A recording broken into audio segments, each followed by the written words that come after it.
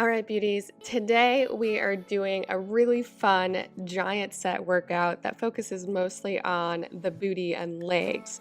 I typically like to do circuit style workouts, but sometimes it's fun to just switch it up and pull together 9 to 10 of your favorite exercises, make it one giant set, and see how many you can do within an hour or so. Make sure before you begin any workout to please take 15 minutes of your time to do some active mobility and active warm up. Not necessarily static stretches. You really want to prepare your body for the work that's ahead. And you'll see me doing here a lot of hip mobility, stretching out my hamstrings, my quads, my glutes, really opening everything up and thinking about the movements ahead and how I can prepare for those movements individually.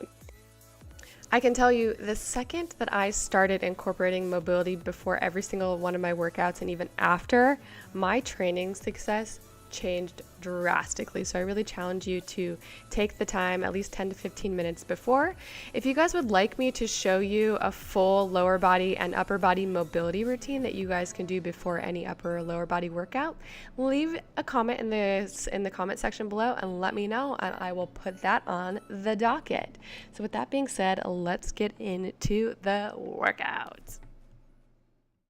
Okay, move number 1 is one of my favorites, the hip thrust. Please make sure to not hyperextend your back at the top. You want to keep your belly button pulled in toward your spine and really squeeze your glutes at the top. Having a slight posterior pelvic tilt prevents that lumbar hyperextension. Also, make sure you're driving straight up through your heels and do not let them rise off the ground. Make sure your shins are vertical at the top of the movement and pause for a moment at the top to really increase time under tension. And now we have deadlifts for 10 reps. So important, you guys. A deadlift is not a squat, so really focus on hinging backwards. Imagine there's a wall behind you. You've got to press your booty back towards it. Also super important to maintain that neutral spine. Stay away from any hyperextension. You'll see my buddy Clarence here tapping my back to remind me to keep my core tucked in and back super strong. You also want to set your shoulders back so your lats are in place and fired throughout the entire movement. And then onto the slide board, which is so fun, and I love using it to switch up my workouts. You can actually create your own at home as long as you have 2 points of contact you can slide between. This really allows you to move laterally, training your muscles in an entirely new way, and builds glute and leg strength and really works on your external rotators and even your inner thighs. Also a great core strength builder. And on to our next move. I really like to throw in an actual core exercise to keep those abs super tight. One of my favorites are oblique crunches that you can do on the glute ham raise machine. You can do it on a back extension machine, or you can just wrap your legs around a normal bench. Super important when you're doing this to keep your glutes squeezed, your whole body engaged, and keep your upper body in line with your lower body. You don't want to be leaning forward, you don't want to be leaning back, and really pull through, really engaging that core the entire time. And yes, I am actually sweating because I am really working, and this is not easy. Onto the split stance leg press. If you guys haven't tried this in the gym, I strongly encourage you to add it in. I don't use a ton of machines, but on a leg press, you do have a ton of built-in external stability, and your lower back is much more supported. The more external stability you have, the more primer mover activation you can achieve. And with the split stance training, it translates to help improved balance, reactivity, and coordination, and this completely changes your weight distribution, requiring each limb to move individually while also demanding more core activity. Onto cable kickbacks. Oh, this is one of my most popular posts on Instagram on wrong form, right form, because I see this being done wrong all of the time. Guys, your whole body should really be involved in this one. First thing, make sure you bend over so your back stays neutral. Standing upright can cause a lot of really awful back hyperextension, which just doesn't feel good. And make sure to keep your core super engaged. Tuck your rib cage down. Your supporting leg shouldn't be completely straight. Have it a little bit slightly bent so you can get full range of motion. And also, when you're kicking, make sure to kick straight back instead of kicking your legs upward. Keep it slow and controlled and really squeeze that booty at the top. Let your glutes do all the work and focus on remaining controlled on the negative, which is on the way down.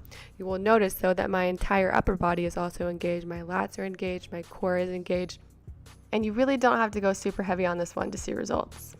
The next couple moves are to help strengthen those hips, the hip abductors and adductors, which really serve as hip stabilizers during common movements such as just walking or running. Strengthening them can really help prevent stress on your knees and your lower back. And instead of doing them seated, I like to do them elevated to engage and work other parts of my body synergistically. Moving on to the elevated hip abduction, which really targets those outer glutes.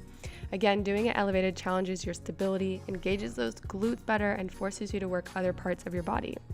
The biggest mistake I see people making is doing this with a loosey-goosey core, then your back goes into hyperextension, which I know, babes, looks popping for the gram, but it's a big no-no if you want to remain pain-free. So please make sure to keep your core tight and tucked in and maintain a strong, neutral back. Also, make sure you stay low so your hips are essentially parallel with the ground and keep your chest up. Your last and final move are the weighted donkey kicks. One of my favorites again, but always done wrong in the gym. I have a wrong example on my Instagram if you want to check and see if you're doing it wrong. But one of the most important parts here is to maintain that strong neutral back. You'll see Clarence tapping my lower back to remind me to keep my core super engaged, my rib cage tucked down. You'll see I'm on my forearms instead of up on my hands, which really helps you maintain that strong, stable foundation. Make sure the movement is slow and controlled, really squeezing that booty at the top. You shouldn't even really be able to go that high unless you have crazy hip flexibility.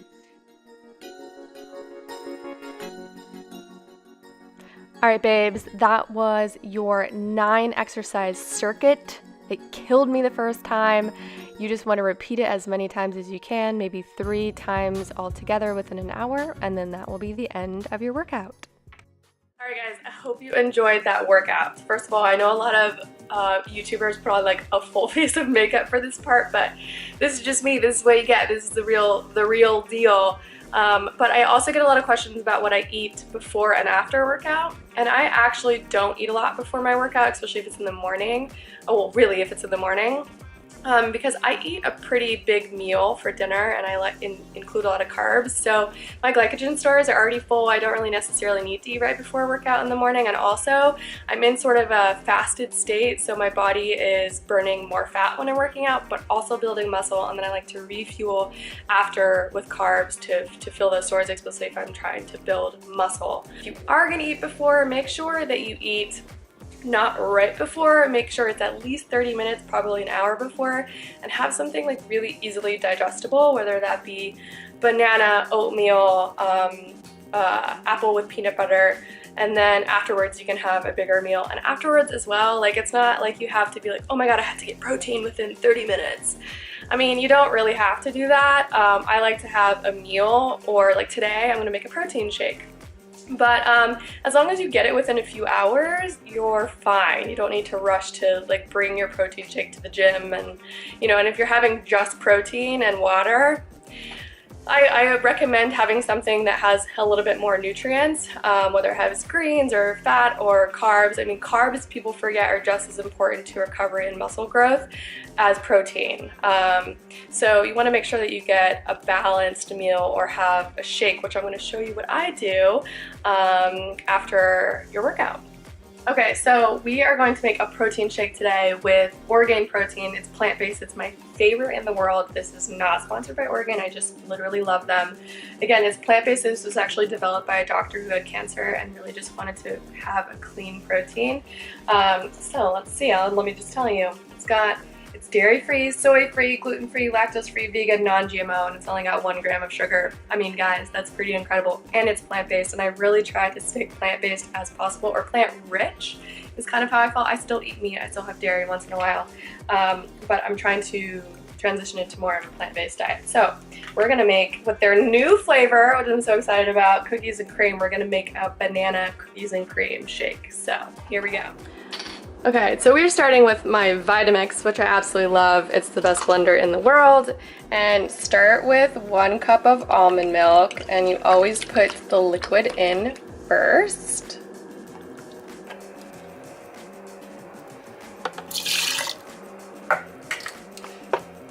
And then a lot of times I'm going to put banana in, and I like to freeze the bananas so I don't have to put ice in, but I forgot to do that today. So I'm going to put a couple ice cubes in as well. All right, and now for the good stuff, protein. This one is one of the proteins where it takes 2 scoops, and it is still 21 grams of plant-based protein, which I love. Then we toss in half a banana. And now we're gonna add some flaxseed, which is a really, really great source of fiber.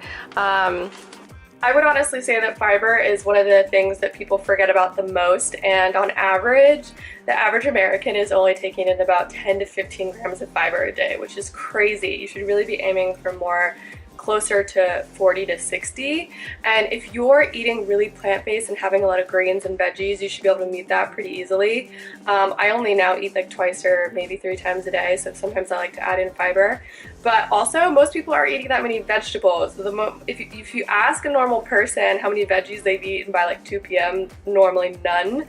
And most of us, if you're an average person, needs like 9 to 13 servings a day. So think about how many you actually eat and then put it in the comments below, and try and focus on adding some more greens so you can get some more fiber into your diet.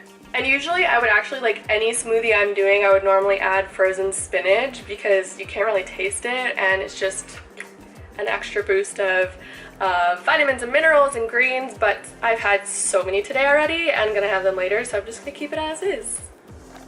All right, so now we've got 1 tablespoon of flax to add in there.